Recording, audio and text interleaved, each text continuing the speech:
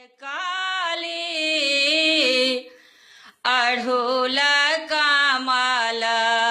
पार बैसथी आसन मारे मलियांगन सा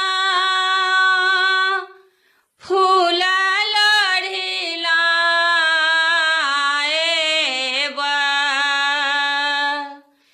सिर